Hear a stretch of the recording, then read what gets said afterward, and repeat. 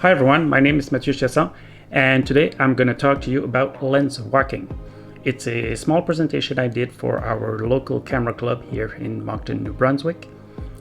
If you're in the area, please check them out. We have over or close to 200 members, and it's a very active club in the community, in the photography community. So if you're from the club and you missed the presentation, well, here it is. Hopefully you'll enjoy it. If you're new to the channel, well, I hope you still enjoy it. So without further ado, here's the presentation. So what is lens whacking? And some people also call it freelensing. Don't worry, it has nothing to do with taking your camera or lens and banging it on the floor or the walls or anything like that. So all it is, lens whacking, is taking pictures with your lens detached from your camera body. So I'm just gonna go over what it is and how it's done. So yeah, so camera. I'm filming it with my Fuji X20, so it's different. Usually I film with my Fuji, so it's just you take and you shoot with your lens off your camera like this. It's a very awkward way to shoot, but it can create some interesting results. So why would you want to do this? First, well, you can get interesting lens flare with your shots, and because the lens is not attached to your camera, there's light that leaks between your lens and camera, so that can create some interesting lens flare. You can also get interesting focus effect because you're tilting your lens from one side to the other. The focus field sort of shift and is not perpendicular to the camera anymore. It can also be an interesting way to do macro photography because it can act as an extension tube. So when you take your lens and you take it away from your body like this, what you do is kind of like when you have a magnifying glass and you just pull it further away, you'll see that it just magnifies even more. It's kind of the same thing with your lens. So the further it is, it magnifies things. So you can do very interesting macro photography with this. So how do you do it? If you have a DSLR camera, you have to shoot in live mode. My Fuji is mirrorless, so I'm not sure about this. I read that somewhere, so it says you have to shoot in live mode. I imagine it's because since you're moving, you're sort of having to focus manually by what you see in the screen. So if you have a mirror in front, the distance from your sensor is probably important in finding the right focus when you're this close to things. So I imagine that's that, but I may be totally wrong here. The other thing, make sure that your camera settings allows for shooting without lens. By default, Fuji cameras, the option is turned off. So if you remove your lens, you can't take pictures. So you have to go into the system and find where that is. It's in button and dial settings. Shoot without lens. So maybe it's, I don't know if you can get focus on this. There. So it's in menu number 2 of 3 of button and dial settings. It's an awkward place.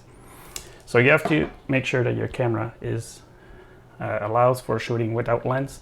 And by the way, it's the same settings that you need to enable to shoot with manual lenses, like I presented the newer 25mm lens in an earlier video. You have to set your camera to shoot without lens because this lens does not connect to your camera directly, it just hooks on it. It works best with wider aperture. And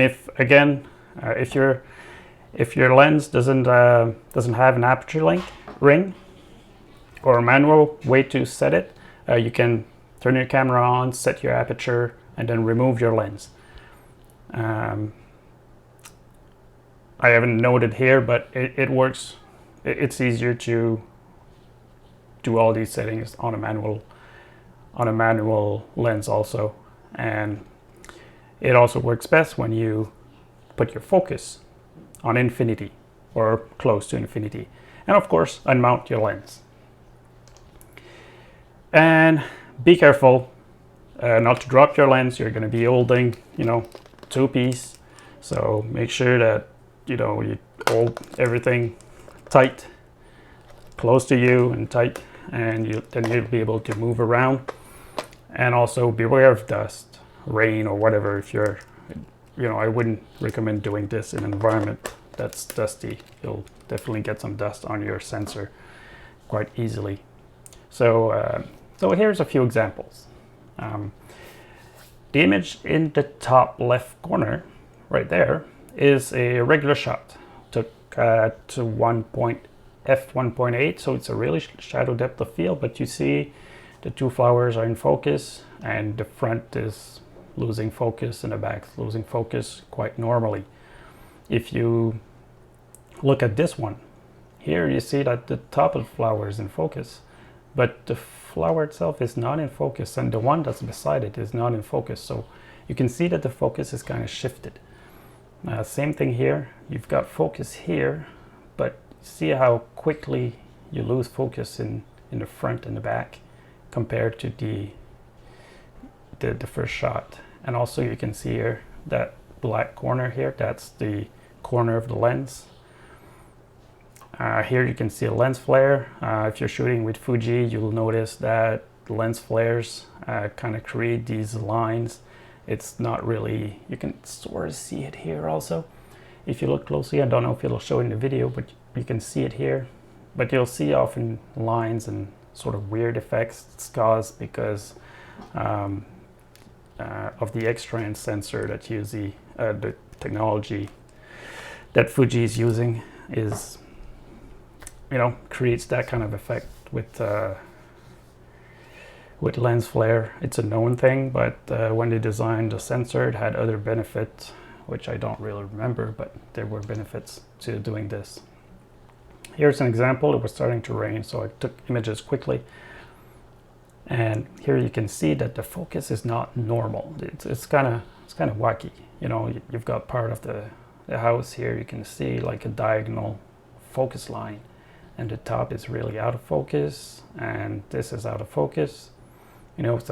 Usually, like if you have something that's in the same plane as the camera, everything will be in focus. But here you see part of the tree in the back is in focus. The tree's got this in focus and this totally out of focus. So it's because you shift the plane of focus, and it creates some effects like that are kind of odd when you see. You don't really know what's going on, but it can make for some very interesting effects.